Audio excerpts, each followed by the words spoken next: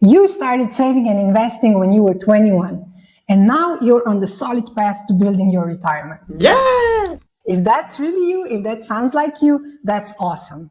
You can skip this video and just start watching retirement traveling videos. In reality, however, that doesn't happen very often because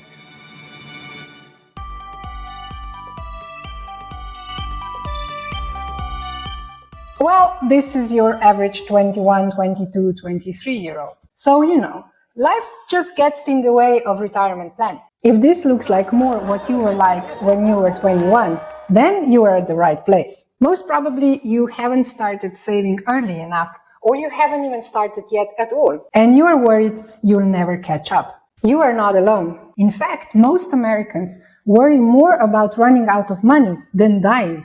The good news is you can catch up. In today's video, I want to show you an example how you can turn $34,000 into more than $1.3 million for your retirement. And I'm going to show you how to do it exactly step by step. So stick with me for more. So if you feel like you are behind on your retirement planning, saving and investing, you shouldn't be discouraged. You aren't the only one. Many people simply haven't been able to keep up with an investing schedule. In fact, the median retirement account balance for Americans between the ages of 40 and 48 is only $34,100. And this is only a fraction of the money people will need in their retirement. So you shouldn't be discouraged, but you should take action because you need money for retirement. Even more so if you want to retire a bit earlier. After all, depending on the country you live in, Social Security benefits may replace only as little as 40% of your pre-retirement income. In contrast, most of the people would need at least 70% to avoid a huge decline in the standard of living. The good news is that there are several different ways you can get caught up on your investment goals. So in this video today, I will show you exactly what to do if you are late with your retirement savings, step by step. But before I start, I want to share something important.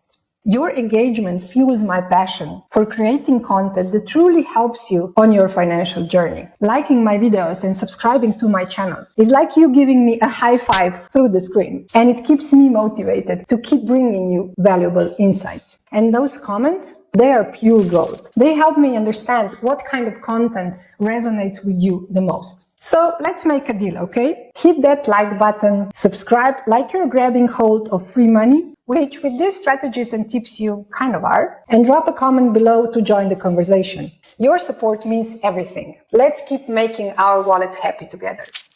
Okay, so you realize that you are late with your retirement saving and investing. What now? Is everything lost? No, not at all. Sure, you would be better off if you started 20 years ago, but it's the same with saving and investing. Even if you haven't started 20 years ago, that's okay. Just start now.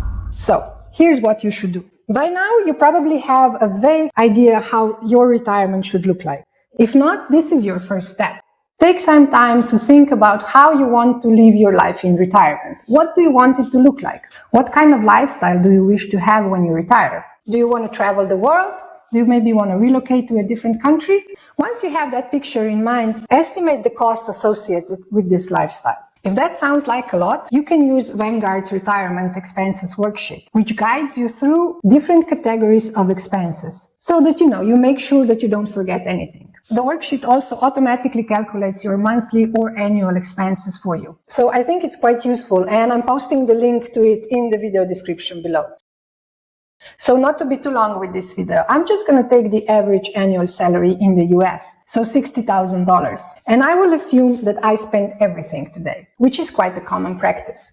And for assessing the retirement expenses, I'm also going to use a bit of a shortcut and use a rule of thumb that my expenses in retirement will be 80% of my expenses today. Of course, for more accurate planning, you should dive deeper, and you can help yourself with one of the videos I've posted earlier, and I'm also putting the link in the video description below. The goal of this exercise, so envisioning how you want your retirement lifestyle to look like and estimate expenses related to it, is to figure out how much money you need to save and invest to make sure by the time you want to retire to have enough money for a comfortable retirement. And once you have that number set up, jump to any of the free retirement calculator sites and see how far you are from the magical number for your retirement. And you can also find my 3 favorite retirement calculators in the video description below.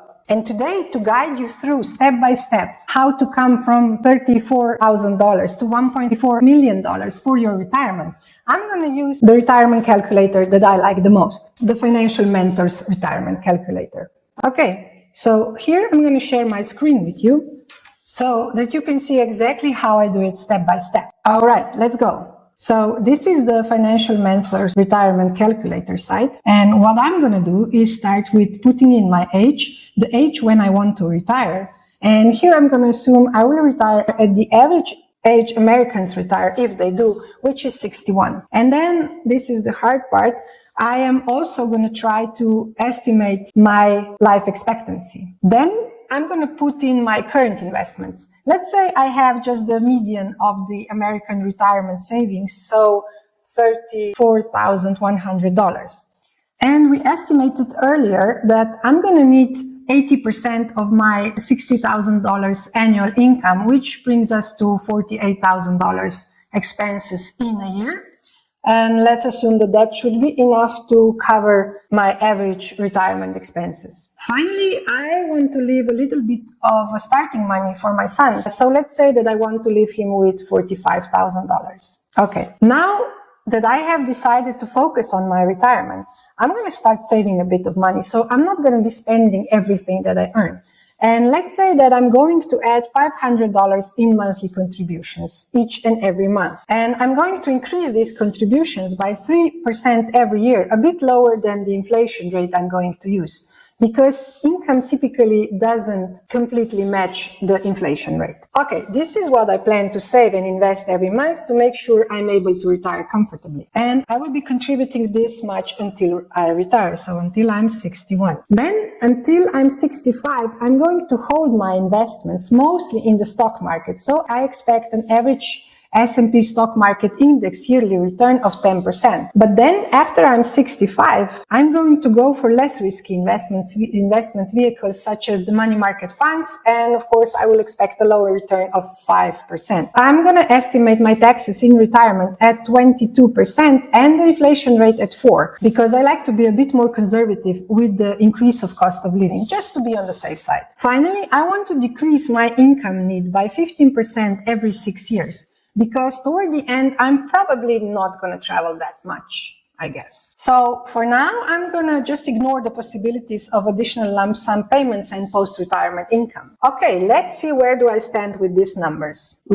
So I would need roughly $1.4 million to retire as I desire, but with this current situation, I am far, far away from it, at only $700,000 nest egg. And this is probably the situation for many people as well. But don't get depressed. Where there's a will, there's a way. So let's figure out how to get there, how to get to that $1.4 million. One way is, of course, to delay the retirement. Let's see how that works. So let's jump back to my retirement calculation. And let's say that I want to retire at 65. And I will live in retirement for another 10 years. What you see here is that the effect of inflation kicks in for a longer time period. So the nest egg I need is actually higher than before. And I'm going to need $1.6 million. And I will be able to save up a bit more as well, because I'm going to make the contributions for 4 years longer, right? The $500 that I'm contributing every month. So I will save up $1 million. But there is still a substantial gap there, right? $500,000 that I need to cover somehow. And most importantly, I don't want to delay my retirement. I want to retire as early as possible. So what else can I do? So now I know what my financial goal is. I know how much I need to save to retire at 61. And I also know the gap. So I know that with my $500 investing, I'm not going to reach that goal. So I need additional $1,400 to invest every month. Now that's a lot of money. But let's see what can be done. With such a big gap, I need to address my balance from both sides, so from the income side and also from the expenses side. All right, let's talk about the income first. If there is no option for you to get a better paid job, then maybe you should consider a side hustle. According to a recent study by Zipia, nearly half of Americans had a side hustle last year.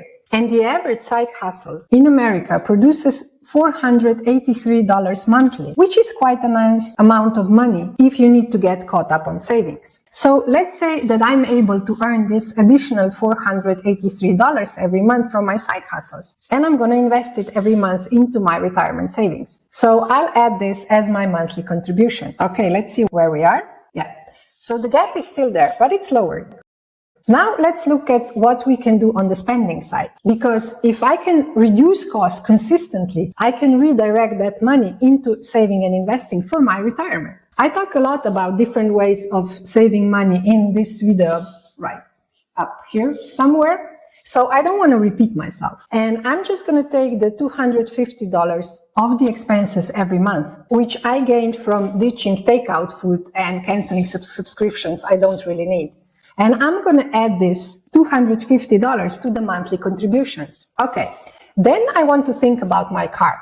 Now, I want to stay comfortable, so I'm not going to sell my car and switch to public transportation, which would be the green choice to do, but that's just not me currently. But instead of driving a new car, I'll opt to use a used car. The average monthly payments on a new car were roughly $700 in the US. However, on a used car, they were only $565. So I'm going to switch to a used car and save $138 each month. And I'm going to add this as my contribution as well.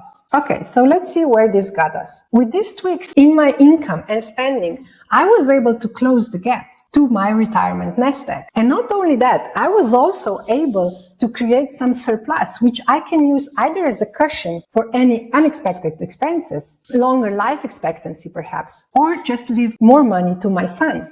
Now, if I will be receiving some income from Social Security benefits, this of course changes the picture again. In 2023, retirees received an average of $1,837 per month. And now we know that the Social Security trust funds are under immense pressure all over the world because of the aging population. And a lot of changes are expected in this field in the future. So I will plan a bit more conservatively and expect to get $1,000 every month from the Social Security benefit. And I'm going to put in the Social Security benefit in the post-retirement income streams. While in the US, you can start receiving your Social Security benefit as early as at 62. You are entitled to full benefits when you reach your full retirement age. And if you delay taking your benefit from your full retirement age up to until you're 70, your benefit amount will increase. But here I'm going to take a middle way and assume that I will start taking out the benefit when I am 68. And to be conservative even more, I will not adjust it for the cost of living. So I'm going to put 0 here. Okay, let's see where this gets us. Okay, now I'm well secured to reach my retirement objectives and have a big cushion for any changes in my assumed expenses or maybe life expectancy, or just leave more money to my son. With this exercise, I wanted to show you that with deliberation and careful planning, you too can achieve what may seem seemingly impossible.